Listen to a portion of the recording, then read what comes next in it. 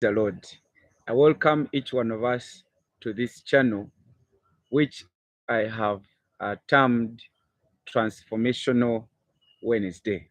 My name is Bernard Wabsa, and I'm happy to see you, and I will be very glad to hear from you wherever you are. I am hoping that you are fine, and God has kept you well, and God has kept you well, and you are doing great. And even if you're not doing great, I am very sure God is still doing something because He is not yet done with you. God is still molding you, is still refining you, as He is still doing in my life, so that you can become that final product that when everyone looks at, will see, yes, will see the Lord and will not see you.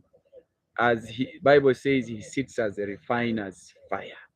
And I want to tell you that before God makes you a message, He wants to first turn you to be before He makes you a messenger, He wants you to become a message first.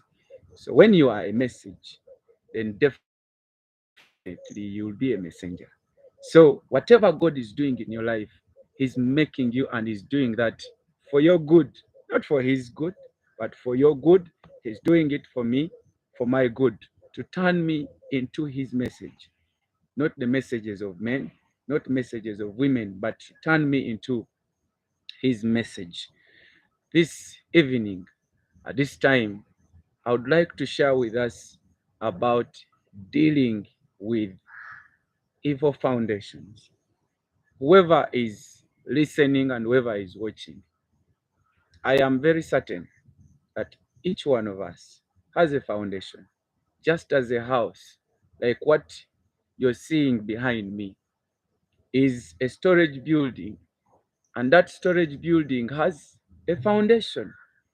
And the foundation you lay when you're building a storage building is different from a foundation you lay when you're building a single house. And so, some of us, from where we started from up to now, there are foundations that have been laid in our lives. And I want to tell you that over 80% of us, when you go back and scrutinize how your foundation is, you realize that our foundations are not good. They are evil foundations. And we need to discover, we need to understand these foundations so that when we go back to God and when we are praying, dealing with them, we know exactly what we are dealing with. The Bible tells us, and God lamented and said, my people perish for lack of knowledge in Hosea chapter 4 and verse 6. So this comes to enlighten us. And Jesus said in John chapter 8 and verse 32 that when you know the truth shall set you free. People can pray for you, they can lay hands on you, they can do whatever, can go into prayer and fasting. But if there is something that is still holding you behind and you've not dealt with, my brother, my sister, you will still remain in that limitation. So this is coming to enlighten us to understand how our foundations are. And this will help you to discover your foundation. Allow me share with you one of the evil foundations that you can look out. I've discovered it has happened in my family, in my clan. I don't know about you. You can also discover yours. And this is nothing but there is a foundation of polygamy. As you are watching, and even I know all of us who are watching, probably 90% of us have been affected by this. You don't know when it started.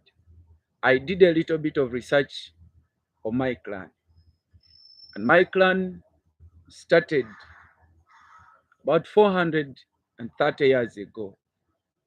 And when I calculated very well, I am number 9 in the genealogy of generations. In other words, I am the ninth, my generation is the ninth generation. But I have studied for all the past generations up to my father, up to the generation that comes before me. And I've realized that none of them, none of them has ever married one woman. It has been polygamy generation after generation. You might not know why you struggle with certain things, not until you discover where they begin from. Because a foundation is simply the beginning of anything. And everything that we see has a beginning. Even the world, Bible says that it has a beginning. Say, in the beginning, God created heaven and earth. That means everything has a beginning. And so is your life. You do have a beginning. Why is this an issue? You might be asking yourself, why is it an issue that this young man is talking about polygamy? You cannot separate polygamy with witchcraft. If you want to invite witchcraft in your home, do not go to the witch doctor or a witch or a sorcerer. And if you're a man, marry the second wife.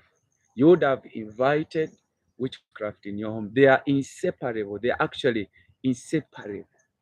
Polygamy and witchcraft. Who knows, maybe that is why there are high cases of witchcraft. And remember, this is what God warned the kings in Deuteronomy chapter 17 and verse 17. And this is what in Deuteronomy chapter 17 and verse 17, this is what God warned his kings. And he said that neither shall he multiply wives for himself, lest his heart turn away, nor shall he greatly multiply silver and gold for himself. This was a charge, a warning for the kings in the Old Testament.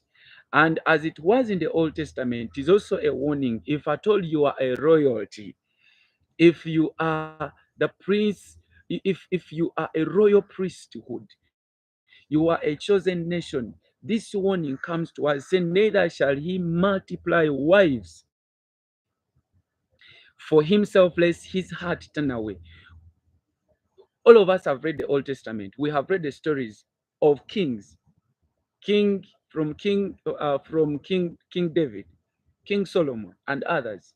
You realize that the things that turned them away was nothing but the issue of marrying many wives. And with Rehoboam, Jeroboam, they even reached an extent of marrying women who turned them away from God. Take an example of King Ahab, who married Jezebel, and she was she introduced him into worshiping idols, worshiping Baal, and he received the punishment really. God is warning us that the moment you do that, your heart turns away. And he was warning the kings. So as you are watching, I am speaking to you. It is a foundation. If it is a foundation that has been laid many years ago, welcome aboard. You can deal with it, and it can. God can trust God to begin a new journey, to begin a new life, to begin a new generation. That the generations in the future after you can say whatever that has happened, which is not right. It ended with those who came before me, from me until the other generation to come. I am a bridge. You can be that bridge, that you are not going to do things because others have done them. Some of us struggled when we wanted to get married, and we told our parents that, you know what, we want to get married the right way. And know all the things. They said if this person loves you, you go and stay. The issue of marriage, of wedding, you can work upon them later on. It is not that they're just saying, but it is something which has taken place generation after generation. They have not seen anything which is new. Probably it could be even on your side. And now, even in Nehemiah, this is what Nehemiah, the governor, said in Nehemiah chapter 13 from verse 23. It says, moreover, in those days, I saw men of Judah who had married women from Ashdod, Ammon, and Moab. Half of their children spoke the language of Ashdod or the language of one of the other peoples and did not know how to speak the language of Judah. They did not know how to speak the language of God. So this one comes to us that when you bring all about that mixture, it happened with the children of Israel. In verse 25, the Bible says that I rebuked them and called curses down on them. I beat some of them and pulled out their hair. I made them take an oath in God's name and said, you are not to give your daughters in marriage to the sons, nor are you to take their daughters in marriage for your sons or for yourselves. Verse 26. Was it not because of marriage like these that Solomon, king of Israel, sinned? Among the many nations, there was no king like him. He was loved by his people, and God made him king over all Israel. But even he was led into sin by by foreign women. So as you're watching, is it an issue? Is polygamy an issue in your life? You don't know, you might not know why. You look at other, you might be even married and you don't know why. You look at some women and you lust. You have a wife and you don't know why. You look at others and then you admire. You don't know why. You are a married woman, you look at others and you are still admiring them. You wish to be with them. You are a young lady, you are a young man. You don't know why you are jumping in one relationship to another. It is not a godly thing that you have, that many people have to date you. It is not godly that you have to date many people, many girls that you date so that you can find the best. By the time God created you, God created you to be the best. So there is no need. That is just a spirit of polygamy that is still following you up. It's a spirit that you have inherited, and for you are doing it as though it is normal. And others, even believers, there are those in church. A choir leader is in a relationship with this sister, is with this sister, is with the other one. A pastor, you are married, but you are having an affair with another person secretly with another woman, and you know that, even if you know that that woman is also married. And so we are seeing all these things are happening, but they are happening not because it is a fashion. They are happening because I do believe that there are foundations that these men of God, these women of God have not dealt with. So welcome aboard, child of God, that we are beginning this journey to begin dealing with some of the things, so that there are certain things that you're going to deal with them and they are not going to be spilled to the next generation. And I'm telling you, God is going to honor you and will honor you. Thank you so much. I wish you all the best. May you enjoy your day and enjoy your day in the Lord. May the blessing of the Lord that surpasses all human understanding be your portion. I am speaking victory upon your life, that victory will be your portion. For those that are sick, I'm speaking healing, that healing will be your portion. Sickness will not be your portion. Healing will be your portion. Favor will be your portion. Goodness and mercy will follow you all the days of your life. Whatever that you're going through right now is simply a season, but God is preparing you for another season. When God was taking the children of Israel to the promised land, He made them pass the wilderness, and it is the life of the wilderness that prepared them to enjoy the life in the promised land in Canaan. So thank you so much. I wish you all the best, and may God shower His blessings upon you. May His abundance, may your barns be able to increase. May His abundance locate you. May His excess love locate you wherever you are. Thank you so much. Thank you, thank you, thank you. And may God bless you. Bye-bye.